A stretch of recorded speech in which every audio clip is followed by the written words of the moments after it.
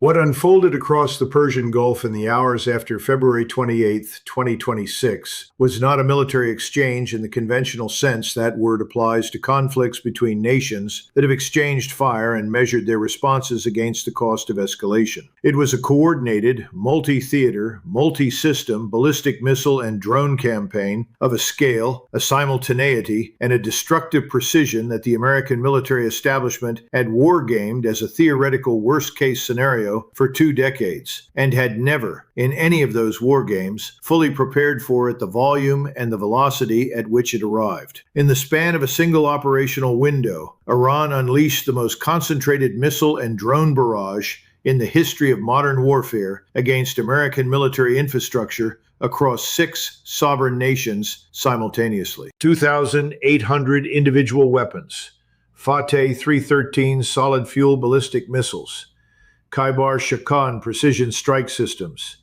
Fateh hypersonic glide vehicles, Shahed suicide drones, Qiyam-1 ballistic missiles, and Sejil medium-range systems were airborne at the same time, traveling toward the same category of target across Bahrain, Kuwait, Qatar, Saudi Arabia, the United Arab Emirates, and Jordan in a compressed operational timeline that gave American air defense systems minutes, and in some cases seconds, to generate intercept solutions against hundreds of simultaneous threat tracks.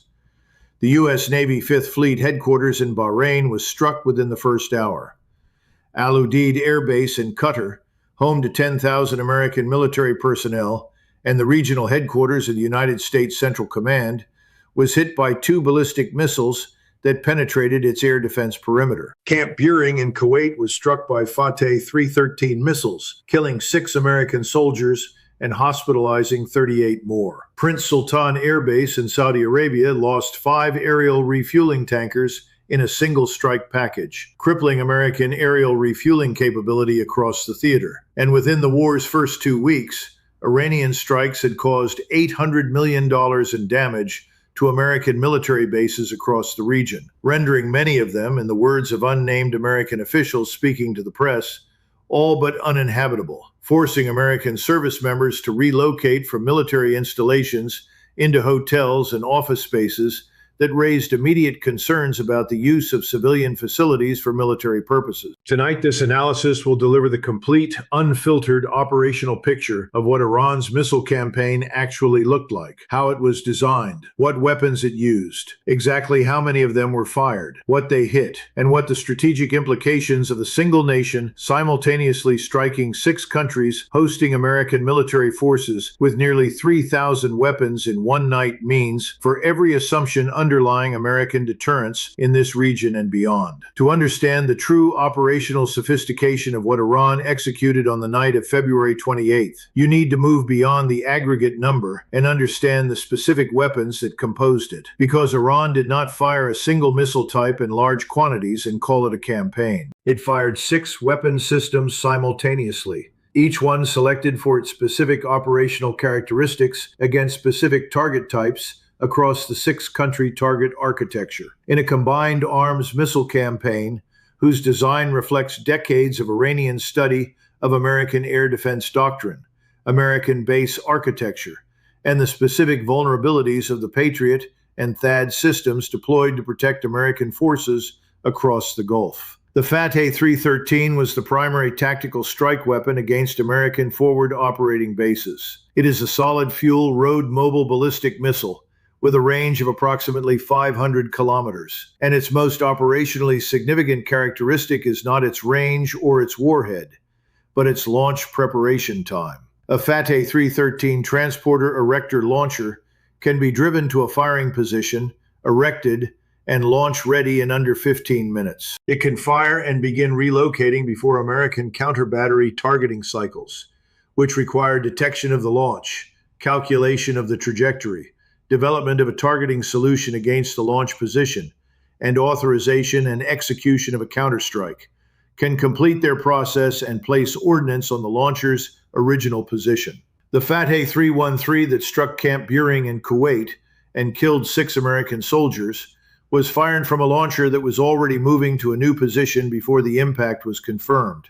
The Kheibar Shikan, at 1,450 kilometers range, was the medium-range precision strike weapon of the campaign, fired in mass salvos against Israeli targets and Gulf state military infrastructure simultaneously. What makes the Kheibar Shikan operationally distinct from earlier Iranian medium-range systems is its terminal maneuverability, a capability specifically engineered to defeat the engagement geometry assumptions built into Patriot and THAAD intercept algorithms. Patriot and THAAD generate intercept solutions based on predicted terminal trajectories, mathematical projections of where an inbound ballistic missile will be at the moment of intercept based on its observed flight path. A Kheibar Shikan maneuvering in its terminal phase forces those systems to continuously recalculate their engagement solutions in real time, compressing the computational window available and degrading intercept probability with each maneuver cycle. Against a single inbound Kheibar Shikan, that degradation is manageable. Against dozens of Kheibar Shikans maneuvering simultaneously across the same defensive coverage zone, the computational workload exceeds what the system was designed to service at that volume and tempo. The Fateh was the strategic message weapon of the campaign, Iran's claimed hypersonic glide vehicle with a range of approximately 1,400 kilometers and a terminal velocity that places it in a category that existing American and Allied intercept systems were not specifically designed to defeat, was fired directly at Israel's Negev Nuclear Research Center, striking within 2 confirmed impact zones dangerously close to Israel's most sensitive nuclear infrastructure. The Fateh's deployment against the Negev was not a tactical decision. It was a strategic declaration, a communication delivered in the language of a weapon that no interceptor in Israel's layered air defense architecture was specifically designed to stop.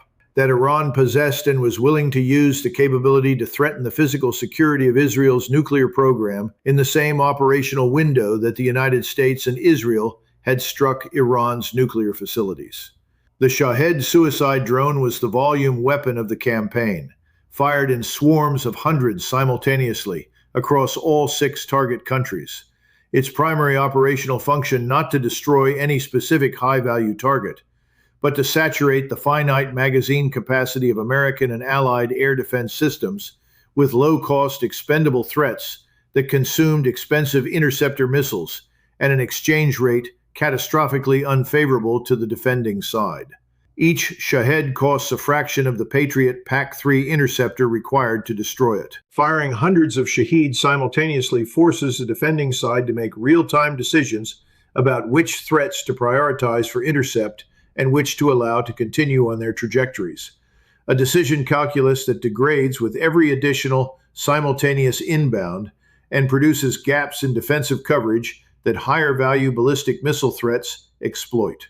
The aggregate number of 2,800 missiles and drones fired across 6 countries in a single operational window requires country-by-country examination to communicate the operational reality that the aggregate number alone obscures, because each country's experience of that night reflected a specifically designed target package whose allocation, timing, and weapon selection reflected Iranian intelligence preparation of each individual target architecture, rather than a uniform distribution of firepower across the theater. In Bahrain, where the United States Navy's 5th Fleet headquarters at Naval Support Activity Bahrain represents the command nerve center of American naval operations across the entire Middle East theater, Iran struck the headquarters directly within the first hour of the campaign. 132 missiles and 234 drones were fired at Bahrain during the initial phase of the conflict. The 5th Fleet headquarters, the facility from which every American naval operation in the Gulf, the Red Sea, and the broader regional theater is coordinated, was struck by Iranian ballistic missiles and drones within the first 60 minutes of the campaign. Smoke rose from the direction of the base, visible across Manama.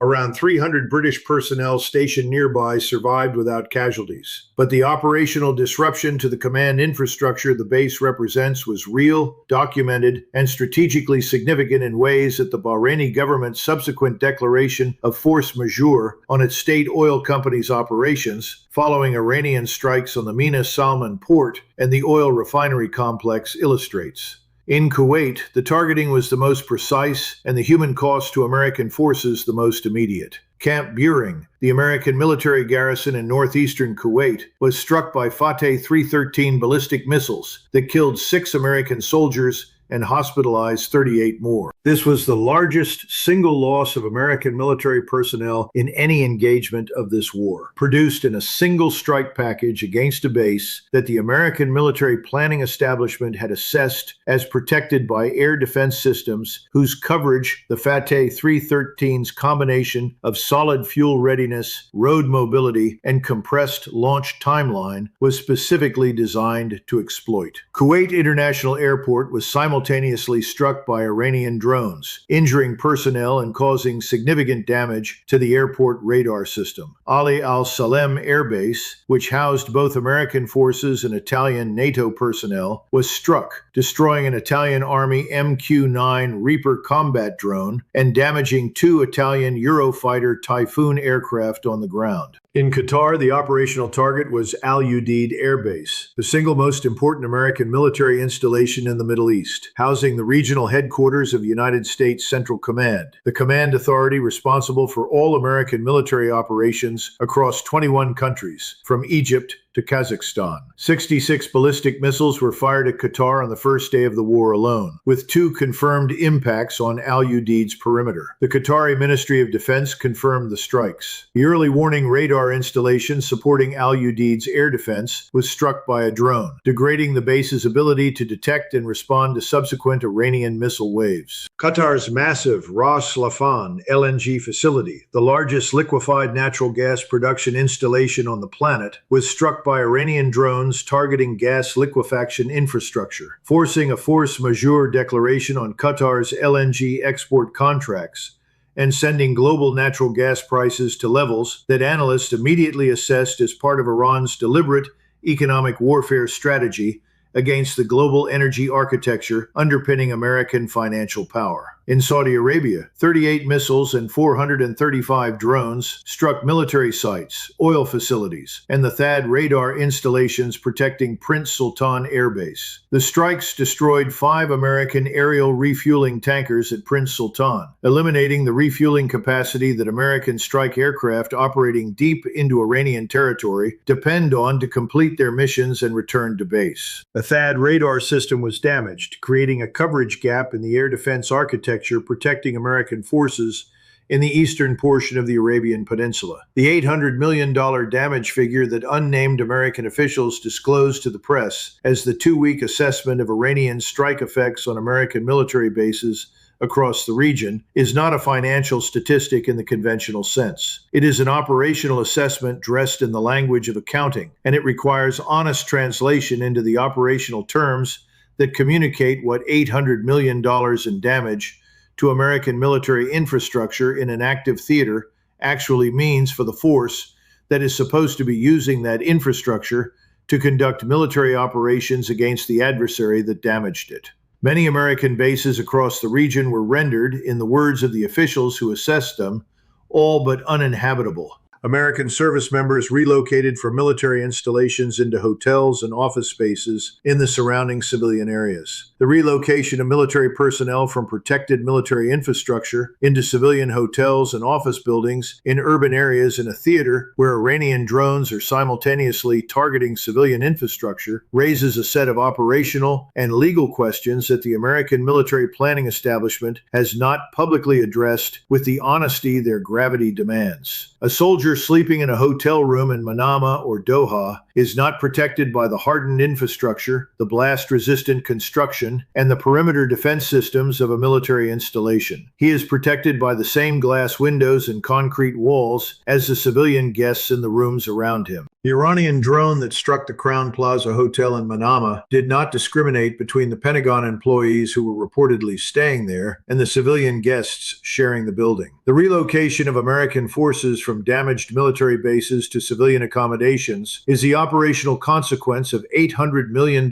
in damage to military infrastructure, and it represents a strategic vulnerability that the Iranian targeting methodology, which has consistently demonstrated the ability to strike specific buildings in specific facilities with a precision that Iranian missile doctrine's critics insisted it did not possess, has not yet fully exploited. The 5 aerial refueling tankers destroyed at Prince Sultan Air Base in Saudi Arabia represent a capability loss that extends beyond the replacement cost of 5 aircraft. Aerial refueling is the operational multiplier that allows American strike aircraft to conduct deep penetration missions into Iranian territory from bases in the Gulf, fly the extended combat radii that those missions require, and return to base with sufficient fuel margin to execute the post-strike recovery procedures that air operations in a contested environment demand. The destruction of 5 refueling tankers in a single strike package against a single base does not eliminate American aerial refueling capability across the theater. It degrades it. It forces American planners to factor refueling availability constraints into every subsequent strike mission planning process. And it demonstrates to Iranian military planners who are watching the operational effects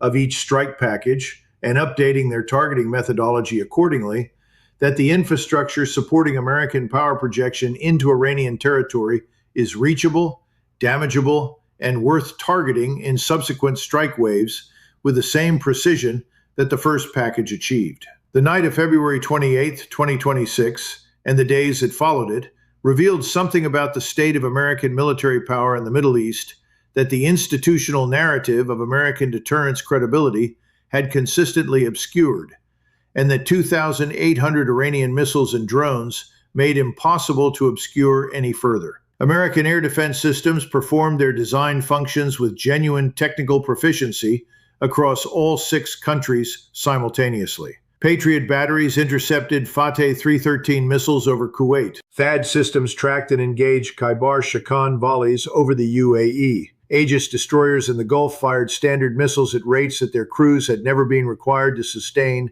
in actual combat conditions. The technology worked. The mathematics of what it faced did not allow it to work completely enough. By late March, analysts at the Jewish Institute for National Security of America estimated that the UAE and Kuwait had each burned through approximately 75% of their Patriot interceptor missile stockpiles, and that Bahrain had consumed up to 87% of its Patriot inventory in less than 30 days of sustained Iranian missile and drone attacks. An air defense system that has consumed 87% of its interceptor inventory in 30 days is not an air defense system that can sustain the same level of defensive performance across the next 30 days without resupply at a rate that the American Defense Industrial Base, whose production capacity for Patriot PAC-3 interceptors is measured in hundreds per year rather than thousands per month, cannot meet on the timeline the operational situation demands.